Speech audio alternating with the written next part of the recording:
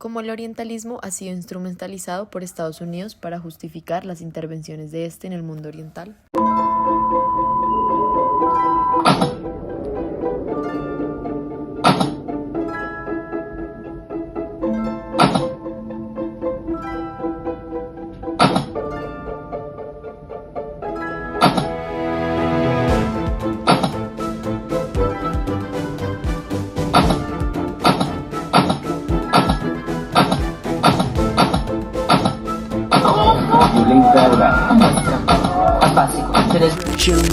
In American history, one who crossed the border in history.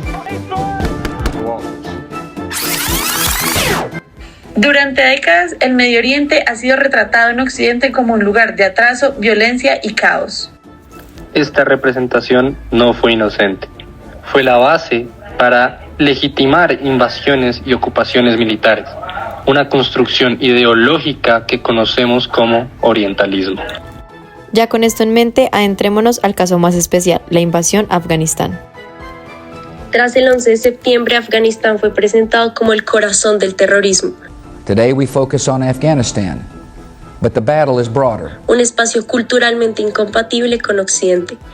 Geografías violentas, sociedades atrasadas, mujeres que necesitaban ser salvadas.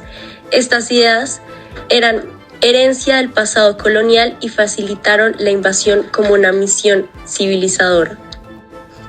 Estados Unidos, al instalar gobiernos post-invasión, insistía en que reformas culturales como la educación o los derechos de las mujeres eran imposibles sin intervención extrema, consolidando así la idea de que Occidente debía traer progreso a la sociedad incapaz de hacerlo por sí mismo. Porque eso era lo que Estados Unidos decía, mintiéndonos sobre la realidad. Esta guerra pretende liberar a las mujeres y niñas afganas de la opresión talibán. Con ello, un conflicto geopolítico fue transformado en una cruzada moral, donde Estados Unidos aparecía como garante de los derechos humanos frente a un Oriente atrasado y fanático. Pero nada de eso se acercaba a la verdad, y los testimonios lo demuestran.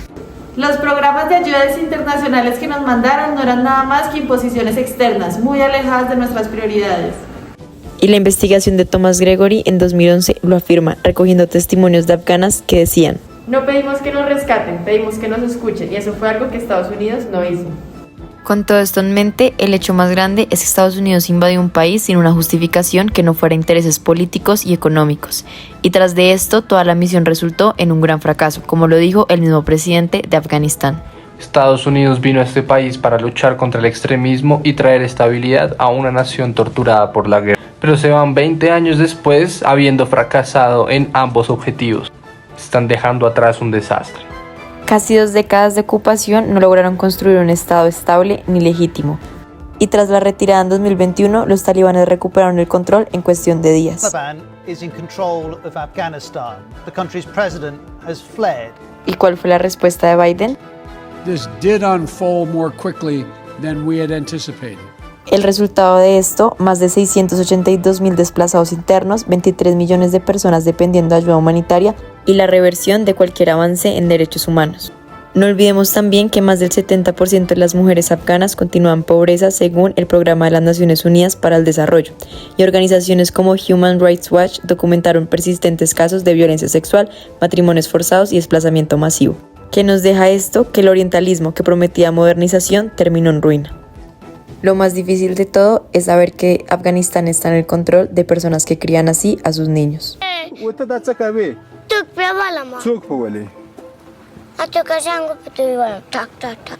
Esta es una realidad que sigue a día de hoy, y es por eso que tenemos que dejar la ignorancia sobre la situación que viven día a día los afganos y empezar a ver a Estados Unidos como uno de los verdaderos culpables.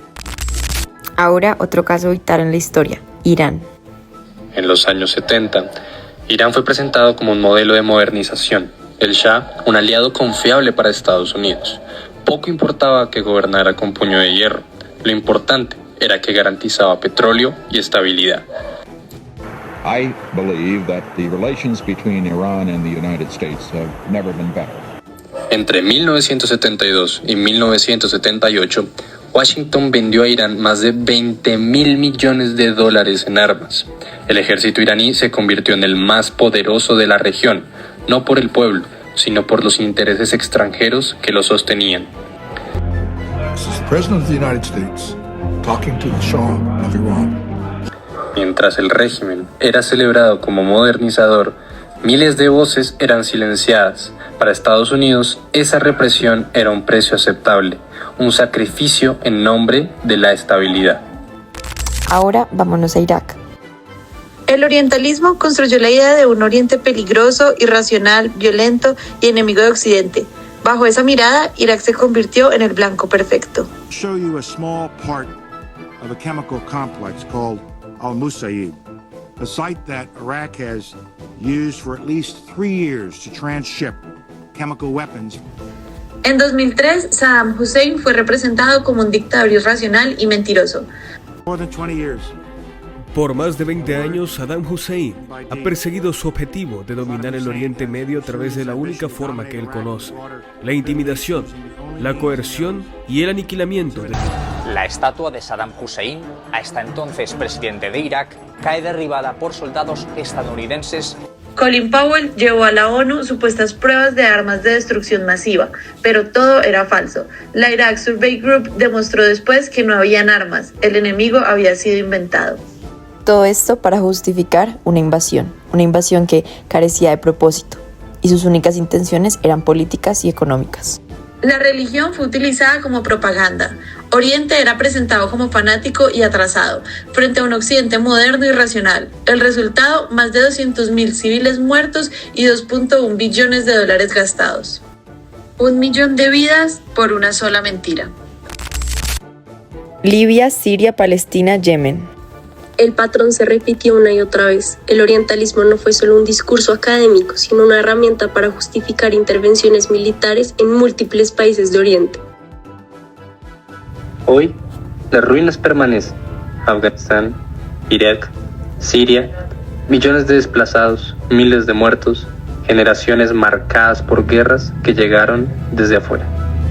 El orientalismo impuesto por Estados Unidos convirtió culturas complejas en enemigos simplistas y justificó desastres humanos. Las consecuencias de esos eventos hoy en día siguen presentes en países como Afganistán, donde, según informes, en junio había 20.000 personas, de las que 1.500 eran mujeres, encarceladas por el régimen talibán. Además, entre enero de 2022 y junio de 2024, Afghan Witness registró 840 incidentes de violencia de género contra mujeres y niñas, incluidos 332 homicidios. La UNAMA registró 179 condenas a castigos corporales impuestas respectivamente a 147 hombres, 28 mujeres y 4 niños. No olvidemos a Irán, un país que también sigue enfrentando problemas. Hay unas 3.7 millones de personas desplazadas o sin documentación dentro del país al final de 2024. En 2024, Irán ejecutó al menos 901 personas, incluyendo decenas de mujeres. También ha habido expulsiones masivas de ciudadanos afganos. Entre junio y julio de 2025 se reportan más de 500.000 afganos deportados de Irán y se plantea la idea de expulsar hasta 4 millones. Por último, Irak. Arabia Saudí, Irak e Irán fueron responsables del aumento general de las ejecuciones conocidas. En total, esos 3 países llevaron a cabo la impactante cifra de 1.380 ejecuciones registradas. Irak casi cuadruplicó sus ejecuciones, de al menos 16 al menos 63. En agosto, las 2.700 investigaciones penales abiertas sobre la represión solo habían dado lugar a 10 órdenes de detención contra presuntos responsables y 7 sentencias condenatorias, según el Consejo Judicial Supremo de Irak. El orientalismo no fue solo una mirada equivocada, fue un discurso de poder que convirtió imaginarios en guerras reales. Estados Unidos y el desdibujamiento oriental sigue costando vidas.